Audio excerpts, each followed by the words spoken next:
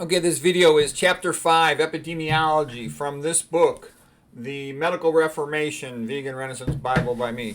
Okay, so we're going to talk about epidemiology, and like I said, the key things that doctors don't learn in medical school is NET, N-E-T, nutrition, epidemiology, and toxicology. And those are the three most important things. And also, you heard me say it before, I think all this mathematics and physics and physical chemistry, it's a big joke, okay? They just waste people's time. It's got nothing to do with medicine, all right? Okay, so starting out in epidemiology, I showed a picture of Cicero, and at this time he was denouncing Catiline. This is a big thing. If you ever want to study Roman history, just study Cicero. If you just study Cicero, he'll connect you to everything else. Okay, so Cicero said, to not know what happened before you were born is to forever remain a child. And yes, learning some nutritional history, it really helps you to be able to make sense out of stuff. And you kind of know where a lot of the doctrines come from. Oh, here's some other good quotes from Cicero real quick. It's hard to pass these up. All right, Cicero said, the Republic, when we inherited it, was like a beautiful painting whose colors were already fading with age. But our own time not only has neglected to freshen it by renewing the original colors, but has not even bothered to preserve its forms and outlines. What now is left of the ancient customs on which the Commonwealth of Rome was firmly founded is they have been so utterly buried in oblivion that not only are they no longer practiced, but they are forgotten. Yeah, and it reminded me, Dalrymple had a quote about the English people. He said, the moderns are inferior to their ancestors, and they walk around in the ruins of a culture that was superior to their own. And that's kind of like what Cicero was saying about his Rome, too. So the first 500 years of Rome is largely the Republic. And then it sort of transitioned to being an empire and whatnot. And Cicero was right in the middle of the turning point. Okay, Cicero was the greatest of all the Romans ever. He's the best Roman. He was a great orator. Lots of good stuff came from Cicero.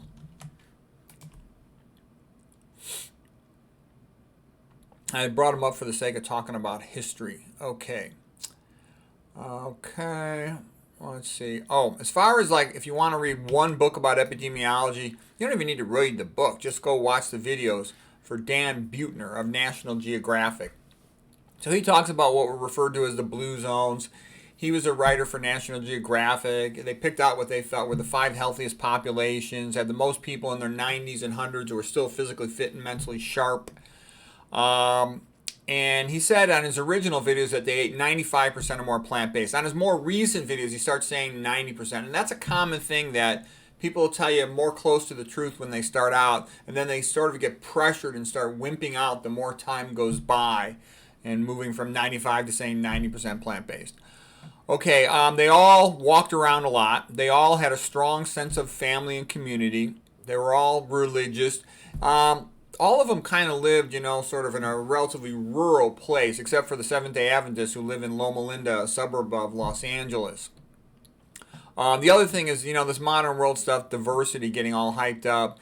It's actually, like I said, divided, like Rome, divide and conquer is more like what it really means. All these communities were relatively tight-knit, and they shared their cultural traditions, and in close-knit communities, relatively homogeneous ethnic groups with a shared religion and whatnot. One thing Dan Buettner really was pretty positive about was eating beans. There's a little controversy about that. I think there's a lot of good things about beans, all the fiber and all that, but they're a little high in protein, about 30% protein. Some people really wonder if it's best to be about as low in protein as you can get. If you eat most plant-based diets, you end up somewhere around 80-10-10. You're still far, far ahead of the crowd that's eating a lot of meat and processed food. And they'll often say that, the meat and processed food groups only eat about 16% protein. I don't believe that. Salmon's 50-50. And I've seen a lot of people eat a lot of meat. I bet they're eating more than that so-called 16% protein. And they're eating far, far more fat. Pritikin had said the 2 main categories of diets are high fat and low fat. That's sort of the main variable. Pritikin, of course, is very much interested in the low-fat book. So this, of course, is picture Dan Buettner. He seems pretty nice. I like, what I've seen of him. I think he's a little bit light on alcohol. I think alcohol is worse for people than he lets on for it to be, and I think he overrates beans a little bit, but I think he's pretty good. Okay, here is the picture of the dividing line between Mexico and the United States. These populations, the Tarahumara of Mexico and the Pima, used to be associated with each other. After the Mexican-American War in 1848, the Pima got pulled into Arizona, and now they eat sort of an Americanized diet or a sad diet, standard American diet. Tarahumara stayed in northern Mexico in an area called the Sierra Madre Mountains, Copper Canyon area. They eat more of their traditional diet, a lot of corn, some beans, local greens, some squash. Corn's their main staple, the most of their calories. And they're very unique. They'll run over 100 miles in 2 days. And Nathan Pritikin patterned his diet after them. He was so impressed by their extraordinary energy. And that's not just a fast guy. It's like every guy in town can run 100 miles in 2 days. A lot of ultra-marathon runners have gone out there. Ruth Hydrich went out there, and some of these other ultra-marathoner runner guys have gone out there. Okay. All right, they have other guy, and I think his name was Bill Connor, went out there, and he was impressed by their health. He checked all their blood labs. So here's a picture just comparing, the Tarahumara versus the Pima. And the Tarahumara, like I said, they're world famous ultra marathoners, super healthy, versus the Pima. They're a disaster. They're worse than the average American in their health. Fat, diabetic, all the usual stuff. Atherosclerosis. From the diabetes, they end up getting foot amputations, then leg amputations. Disaster, disaster, disaster. So TBI, of course it means traumatic brain injury, but in this context it can also mean total body ischemia. Okay, and just have one disaster after another. All these train tracks are surgical scars. So, and you only get one life. Why do you want to spend it being sick? I mean, sometimes sickness is bad luck, but most of the time it's just bad habits, bad diet. Okay, and Pritikin has said there's no such thing, there's no natural occurring diet that's too low in fat. Fat's bad. You want to minimize it as best you can. Okay, another epidemiology population for us to look at is the Yanomamo in South America, the Amazon jungle overlapping Brazil and Venezuela. They get about 200 or so milligrams of sodium a day. They eat a plant-based diet out in the wild. A lot of fiber. They eat a lot of wild bananas. And basically, they don't get hypertension. Here's one paper about them, the Yanomami Intersalt Study. Okay, and persons who eat a plant-based diet and don't add salt to their diet, they have about the same blood pressure from when they're born to they get older. They don't go much up over 110/70, and so that's good. If you don't have high blood pressure, then you don't tend to get atherosclerosis. Okay, here's another epidemiology population in Kenya. And so in Kenya, they eat a predominantly plant-based diet, and that was the other one too. The big paper for them is 1929. The author's name is Donison. It's in the Lancet Journal, and it was something like blood pressure in the African native. And the gist of it was 1,800 consecutive admissions, and there was no high blood pressure. Whereas in the United States, if you had the same population, 1,800 consecutive admissions in adults, you probably have about 70% hypertensive or more. The other thing too is like when I was in residency, med school, fellowship, we were sort of taught blacks have a lot of hypertension. Nobody really knows exactly why. It's probably genetic. Maybe from the hot climate in Africa, something related to that. It's real difficult to treat. Very sad. What are you going to do? You walk into a dialysis unit, you'll see lots of blacks, all there from predominantly they're from hypertension. Okay, there's other causes of kidney failure as well. But the point I'm saying is, then I started reading about it, and I'll tell you that Richard Moore wrote about it, really interesting stuff. And what he basically said was, look, like I just mentioned the Donison article, none of them had hypertension back when they were eating a plant-based diet. 0 out of 1,800. All right, and then what Richard Moore said from his research and study of the topic is that he doesn't think it's either from sodium either. He says that if you compared them to other populations, they weren't eating that much more sodium. The big difference was they were eating hardly any potassium. So they lost the potassium vasodilator. They're probably real low in magnesium as well. And I don't recall him commenting on that. So, and then of course you get nitrate precursors from greens. So basically all the good stuff comes from plants. P for plants, P for potassium. Magnesium's in the center of chlorophyll.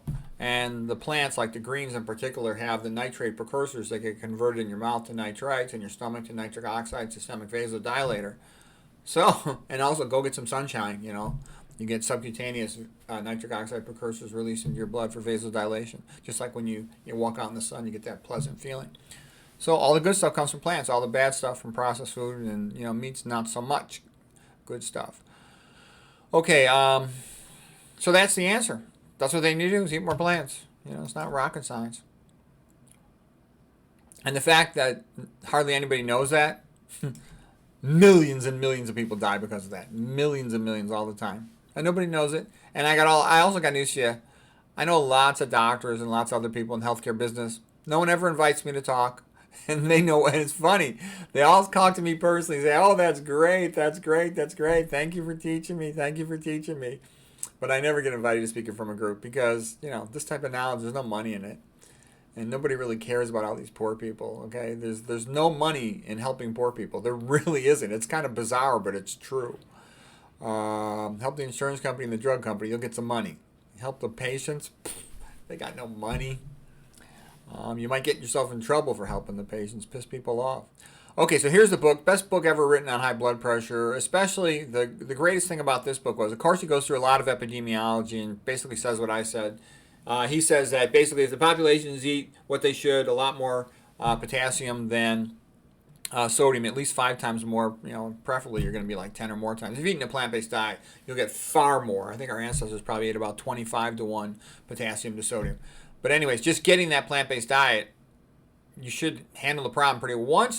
The more chronic the hypertension, the more damage to the arterial walls with, laying down of collagen, smooth muscle, vascular smooth muscle hypertrophy and whatnot, and then eventually calcification, the harder it is to reverse it. The more you've lost the Windkessel effect in the ascending thoracic aorta. So, the sooner you get your act together, the better, the less likely all this stuff is going to progress.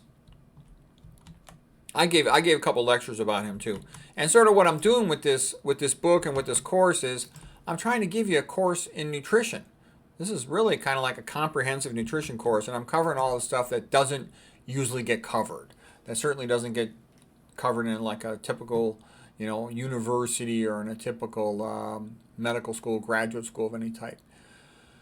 Okay, he especially is great for going over the ion pumps, potassium and sodium. Most Americans eat the opposite of our ancestors. Let's say our ancestors let's just call it 20 times as much potassium as sodium. I think it's probably closer to 25, but let's call it 20 to make it easier to work with the numbers. Nowadays, we eat almost the opposite, about 10 times as much sodium as potassium. And that's a major reason why people are so hypertensive. More, the author of this book, he especially emphasizes, the excess sodium and the lack of potassium in hypertension. Dr. McDougall tends to do the opposite. He tends to emphasize excess dietary fat causing high blood pressure, and he thinks sodium is less important. But, it also is a matter of degrees, and Kempner would talk about a threshold effect, meaning that if you just bump down your sodium intake from 4,000 milligrams a day to 3,000 milligrams a day, not that big of a difference. But if you take from 4,000 down to 500, you see a much bigger benefit. Okay, McDougall says, you got to let people put a little salt on their food or they won't eat the plant foods. So it's a minor problem in his opinion. In his opinion, the big poisons are animal foods and oils, okay? And these other things are minor issues. And, a lot of people, it's hard to get them to do anything. But, for you yourself, if you're motivated, why not minimize your dietary sodium and try to get the best possible results? Okay, another thing pointed out was, the Japanese were relatively healthy in the 1960s and lived relatively long despite eating lots of sodium and despite smoking tobacco. So that's another reason why they think animal foods and oils are worse than smoking tobacco or sodium. But, the Okinawans were healthier than the mainland Japanese, let's say, in the 1960s and 70s. And it's thought that that's probably because the Okinawans ate a lot less salt. Okay, here's a book about Walter Kempner and the rice diet. And I'll tell you, a lot of neurologists, I've never met a nephrologist who knows about this. And they all should know about this. I mean, the guy's big goal was to help save the kidney failure patients. There was no dialysis when he was starting out, so they all died. And he kept a lot of them alive a long time. This book, Walter Kempner and the Rice Diet, it was written by Barbara Newberg. She was a physician who worked with Kempner, making rounds with him every day, taking care of the patients. So she really knows him pretty well, and it's a good book. She goes on and on a little bit, gossiping about all their friends and who lived where and all this stuff, but it's still a good book. She goes through a lot of the medical stuff, and it's good. It's a good book. And again, I made lectures about Kempner, and then I made Kempner revisited lectures and stuff. And at Dr. McDougall's website, he's got Kempner's research papers. There's like books part 1 and part 2. That's quite interesting to read. Kempner took care of about 19,000 patients. He had incredible results. McDougall called him, he thinks, the greatest doctor who ever lived. The guy was a genius. He's sort of an internal medicine doctor who specialized in kidneys. He did research in kidneys. He had his training with Otto Warburg, who was real precise in measurements. That's a German guy who won the Nobel Prize in 1931 and discovered and figured out that hypoxia induces cancer. That's called the Warburg effect. Sodium is a vasoconstrictor, so it also decreases perfusion of tissue. That's another reason why he wanted to get that down, not just because of the high blood pressure, but to improve perfusion to the kidneys. Okay, Kempner had lots of people that lost over 100 pounds of weight. He mostly just fed them rice. Rice has only 1% of calories from fat. He fed them a little bit of fruits and fruit juice. Okay, let me shrink my picture here. What he was really trying to do, though, rice about 7 or 8% protein. Fruits are real low in protein. It's a way to minimize dietary protein to decrease the workload of the kidneys. He would even give people who weren't getting enough calories just simple sugar. Again, because pure carbohydrate has no nitrogen. The goal is to protect the kidneys. And also, he had shown that his type 2 diabetic patients did fantastic. So that's why people say don't feed carbs or sugar to diabetics, don't feed fruits to diabetics. They're wrong, okay? The Mastering Diabetes guys are pretty good talking about this. Both of those guys, like Bobby Bitteroo, Cyrus Wambata, something like that. They're relatively young, those guys. I would ballpark them, and they're about 30 to 40 years of age now. They both had type 1, or really I think type 1.5 diet is what it seems to me, type diabetes. And they both eat lots of fruit, and they're doing great. I think they're good. I like them. I think they're smart. So that's one other spot you can get information if you're interested in diabetes. Let's see. Kempner's diet was remarkably low in sodium. He did all kinds of things, like he would extra rinse the rice another time to get any sodium possibly off it. He had some patients bring their blood pressure down from as high as like around 230 down to normal, the low 100s.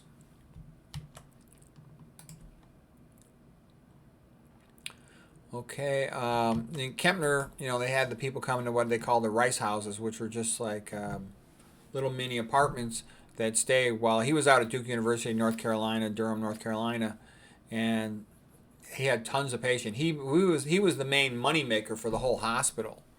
He was a multimillionaire. It's kind of like the rock star of nutrition therapy medicine of all time. And so the people would go to weigh-ins. The ones who lost 100 pounds, they get their name up on the wall. They would write their blood pressures on the wall. So it kind of created a social pressure and competition.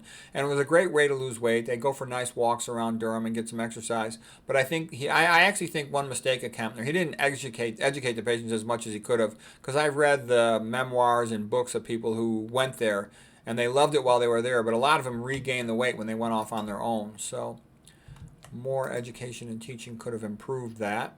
They often had to go back there to re-lose the weight and get it all off. It's real boring. McDougall calls it the diet for the nearly dead. And the patients tended to not like it. Obviously, eating white rice all day, every day would make you bored. Let's see. Other foods with only 1% of their calories from fat. The other starches would be potatoes and sweet potatoes. And so people who eat that, they're skinny. Like the Chinese before 1980, they're all a billion out of a billion of them are a bunch of toothpicks eating this rice all the time. And the other Asian countries that ate a lot of rice were quite skinny, like the Japanese and the Koreans and whatnot. Potatoes are more complete food. It comes out of the ground. And people could live on a diet of almost entirely sweet potatoes. And potatoes. The Papua New Guinea would eat 93% of their calories from sweet potatoes. The Okinawans, a long time ago, they used to eat tons of potatoes. By the way, Okinawa now is they got all these fast food places in there, and they're fat and sick like everybody else. So these places get ruined with the modern food. Okay, here's a normal retina, eye exam. You look with the ophthalmoscope, and a lot of the diabetic retinopathy, some of the hypertensive retinopathy, Kempner showed that they could dramatically improve with his diet.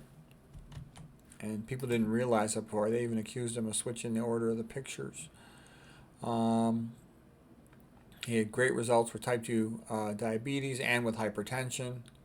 And so, like I said, too, Conventional medicine never cures type 2 diabetes or hypertension.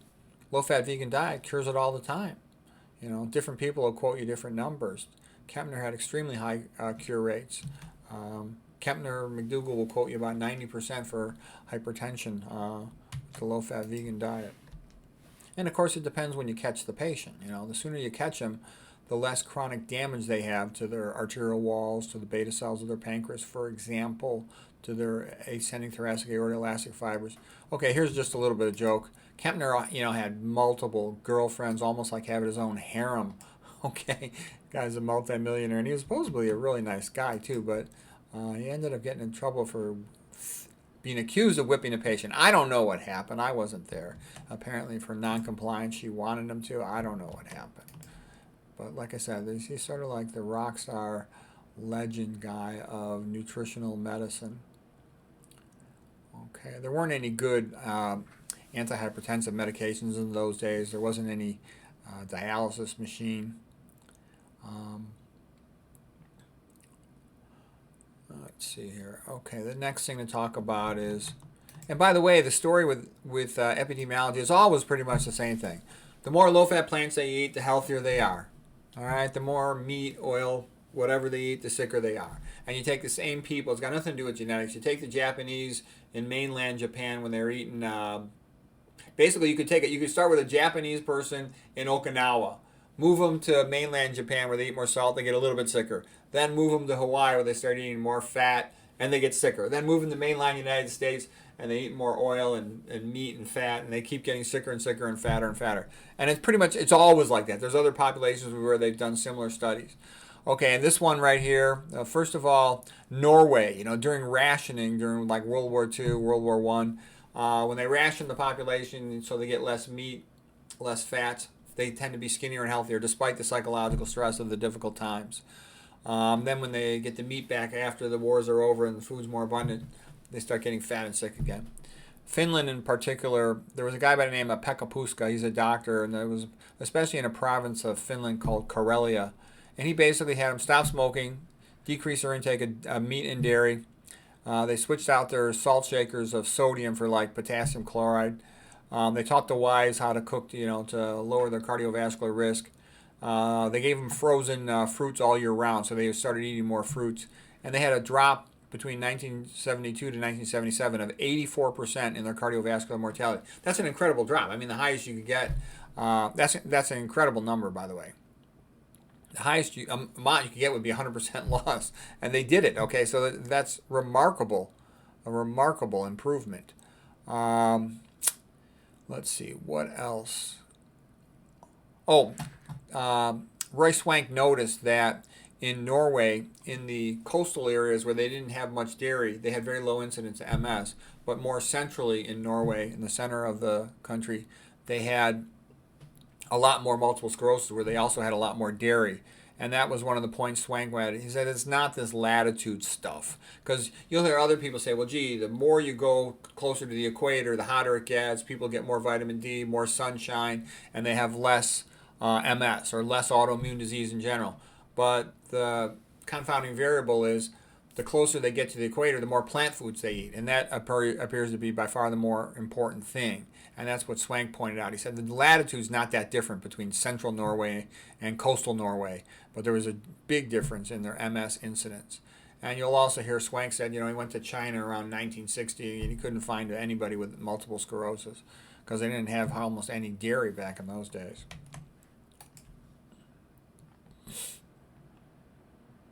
There's videos. You go online, you'll find videos about Finland and Pekka Puska. The Plant Chompers guy made a pretty good video about Pekka Puska and Finland. Dr. Swank's got good videos on Dr. McDougall's channel. I've made videos about all this stuff as well, but those are some other good places to look. I would say if you look at McDougall's videos, he tends to be talking like to an intelligent layperson, or somebody maybe an IQ about 100 to 110. My videos in general are more advanced. I go into more detailed information, really sort of gearing it to the IQ level about 120 to 140.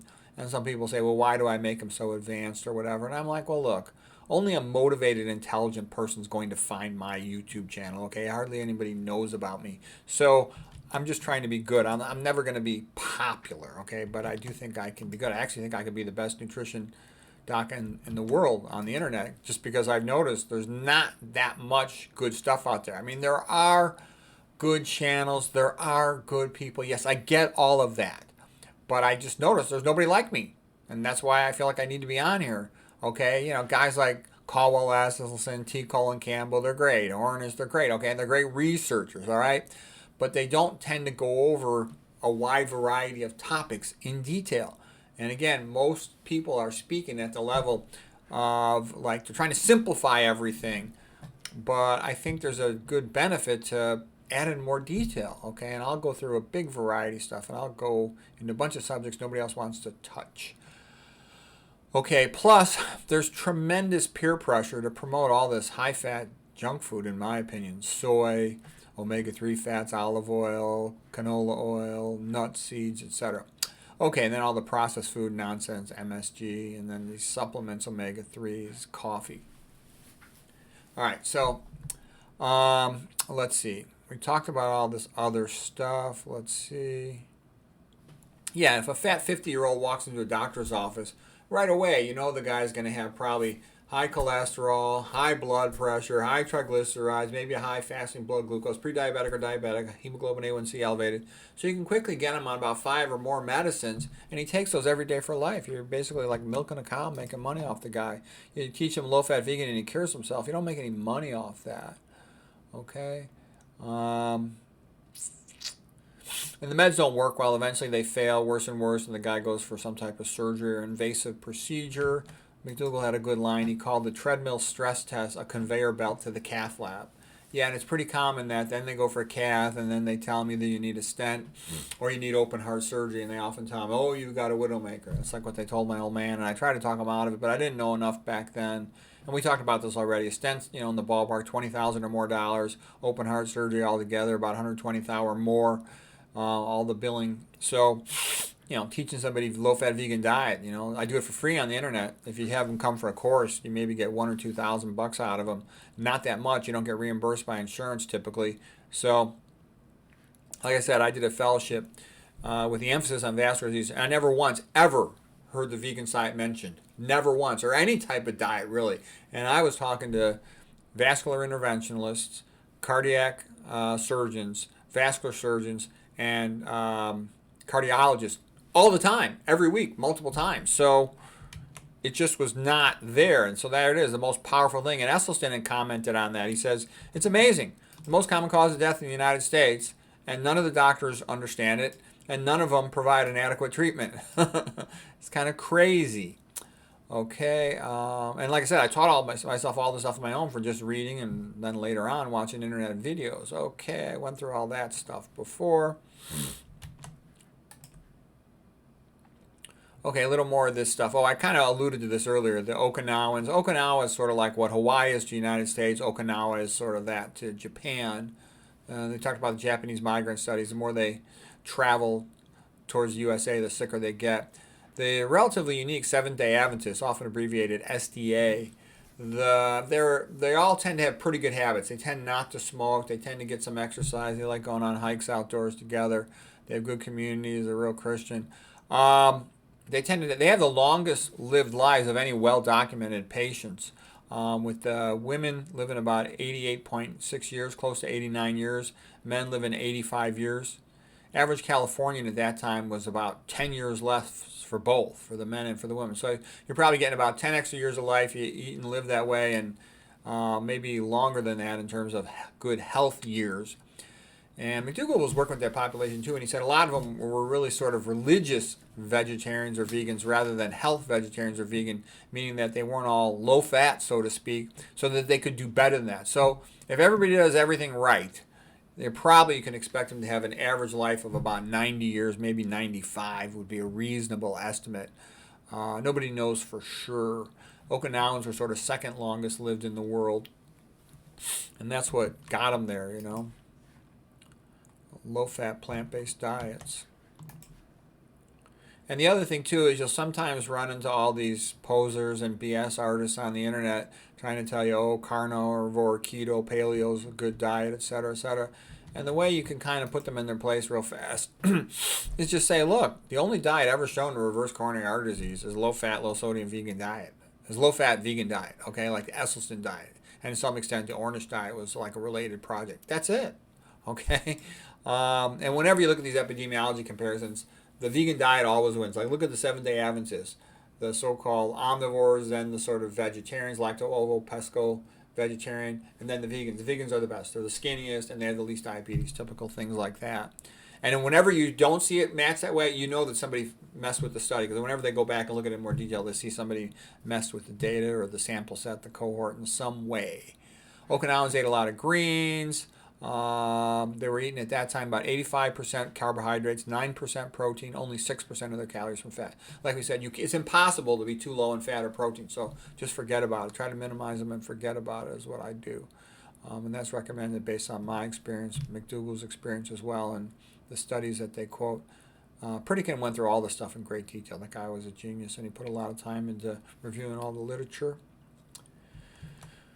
This is a book written by a couple of brothers. One of them is an MD, Bradley Wilcox, and his brother Craig Wilcox is a PhD. They went and lived in Japan, worked with this Japanese doctor, Dr. Makoto Suzuki, to figure out why were the Okinawans so healthy. And their low-fat diet also protected them from cancer. They had a much lower incidence of cancer. Okay, we talked about the migrant study. Here's a paper, too. You can look it up if you want. Okay, and so it's always going to be that same pattern. The low-fat plant eaters, they're the healthiest, all right? It goes that way over and over and over for all these different populations. People say, well, what about the Maasai? Aren't the Maasai healthy? No, they did an autopsy on them. They get lots of exercise, which partially compensates for it, but they had tons of atherosclerosis. And the Eskimos are not healthy either, eating all the fish, and they had lots of osteoporosis and other problems. Oh, and then another thing sometimes comes up. Well, we talked about, I'll get into him more, Japanese neuroscientist Tetsumori Yamashima later. He showed why nowadays the Japanese are eating more and more oil in their food. They're getting much, much sicker. And he did a lot of good research on that. It ends up being called the cathepsin-caspase theory of neurodegeneration related to cooking oils, omega-6 cooking oils. So like Esselstyn says, he's right. Never eat oil. No oil, not one drop. The other thing is, like, people say to me, why are you so extreme, so absolutist? Why do you insist on no oil, not one drop? Because it's either that or failure, okay?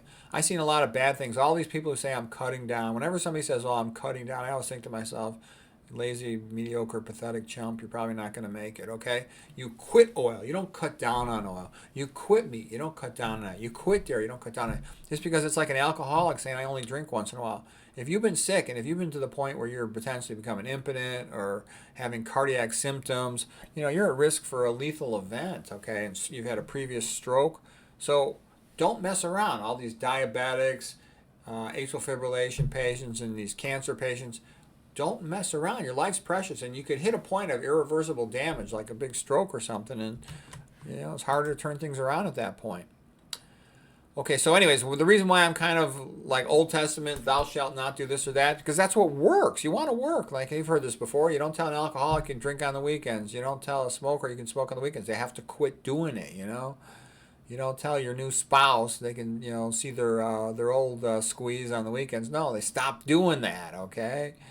All right, so we talked about this already. Standard American diet, paleo, keto, all that stuff. You're screwed, all the fat. You end up with lots of atherosclerosis and coronary artery disease. All these people saying how great paleo, keto, carnivore is. They got to keep all the low IQ chumps eating that junk food, keep them fat and sick, okay? Those diets are for chumps. All the studies I've seen that show long-term follow-up on them, they all have poor outcomes and increased mortality. And we talked about this already. The rice diet of Japan, Korea, China, they do relatively well, okay, despite the smoking. And nowadays, though, they don't really eat this anymore, but they did relatively well. The smoking and the high sodium led to a lot of hypertension and strokes from that.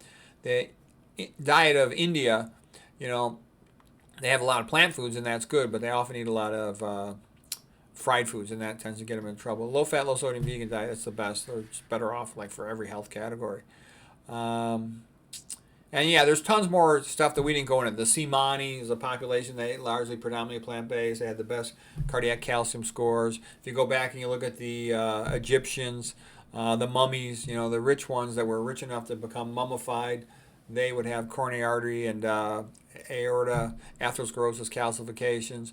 They dug up a bunch of graveyards in Europe for construction purposes, and where the aristocrats were buried, they had a lot more manifestations. For example, in their spine of DISH, diffuse idiopathic skeletal hyperostosis, which is associated with obesity, diabetes, and hypertension. And then you dig up the graves where the peasants are buried, the ones that are eating turnips.